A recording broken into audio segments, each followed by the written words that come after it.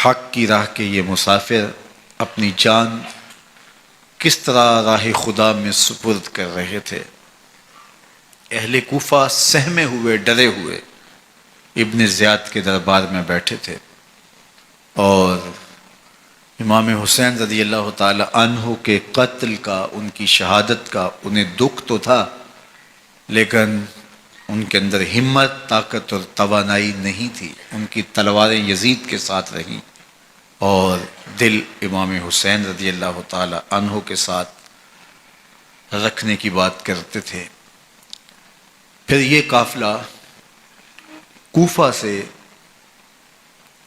چلتے چلتے دمشق کی جانب عازم سفر ہوا۔ ایک اونٹ پہ تین لوگوں کو سوار کیا گیا تھا۔ امام زین العابدین کو سوار بھی کیا گیا اور بدن پر زنجیریں بھی باندھی گئیں، جکڑ کر کے سواری پہ بٹھایا گیا۔ اللہ اکبر! جہاں جہاں سے یہ لوگ گزرتے، لوگوں کو ان کی حالت پہ رحم آتا۔ بہت سارے لوگ نہیں جانتے تھے یہ کون ہیں۔ عمومی طور پہ راستوں میں یہی بتایا گیا کہ کچھ باغی لوگ ہیں جنہوں نے حکومت سے بغاوت کی، تو ان کے کیفر کردار تک پہنچا دیا گیا۔ راستے میں ایک گرجا گھر آیا اور وہاں یہ لوگ رات رکتے ہیں۔ گرجا گھر کی دیوار پہ لکھا ہوا تھا: اترجو امت قتلت حسین شفاعت جدہ یوم الحساب۔ کیا وہ امت جنہوں نے حسین ابن علی کو شہید کیا، قیامت کے دن انہی کے نانے سے شفاعت مانگیں گے؟ کس منہ سے شفاعت طلب کریں گے؟ اسی حسین ابن علی کے نانا سے، جن کے بیٹے کو، جن کے شہزادے کو، نواسے کو ان لوگوں نے شہید کیا۔ جب یہ تقدس مآب قافلہ دمشق پہنچا تو راستے میں ایک شخص قرآن مجید کی تلاوت کر رہا تھا۔ اپنے مکان کی چھت پہ بیٹھ کے تلاوت کر رہا تھا، اور یہ قافلہ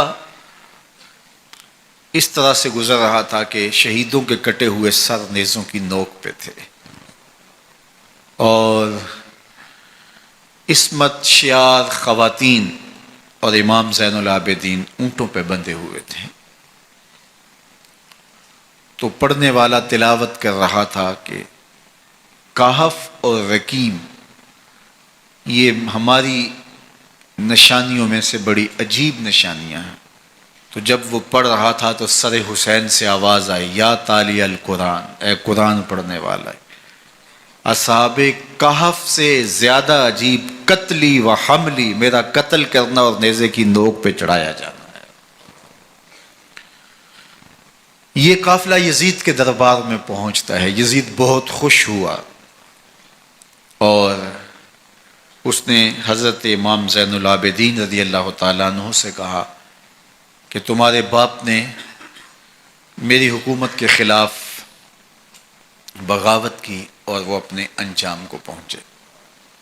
تو آپ نے جواب میں قرآن مجید کی آیات کی تلاوت کی اور اہل بیت کے مناقب اور فضائل بیان کیے۔ سیدہ زینب سلام اللہ علیہا کا ایک خطبہ اہل بیت کی عظمت، مناقب اور فضائل میں یزید کے دربار میں اپنی انوکھی اور البیلی شان رکھتا ہے۔ یزید پہلے تو خوش ہوا، لیکن جب اس نے لوگوں کے چہرے دیکھے تو وہ پریشان ہو گیا۔ حتیٰ کہ یزید کے دربار میں ایک عیسائی سفیر آیا ہوا تھا، تو اس نے جب کٹے ہوئے سر دیکھے اور خستہ حال سادات کی شہزادیوں کو دیکھا تو اس نے کہا یہ کون لوگ ہیں؟ تو اسے بتایا گیا، تو اس نے بڑے تاسف کا اظہار کیا، کہا کتنے بد نصیب لوگ ہو، ہمارے پاس حضرت عیسیٰ علیہ السلام کے گدھے کا کھر موجود ہے اور ہم اسے بھی عزت کی جگہ پہ رکھے ہوئے ہیں، اور تم کتنے بدبخت ہو، اپنے رسول کے نواسے کو شہید کر دیا۔ بے مروت بے وفا تیرا بھی کیا افسانہ ہے، جس نے اپنی ہی شمع کو گل کیا تو وہ پروانہ ہے۔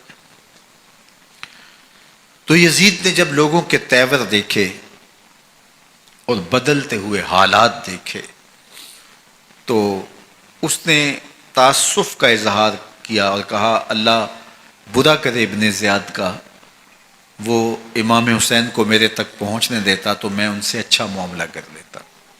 کچھ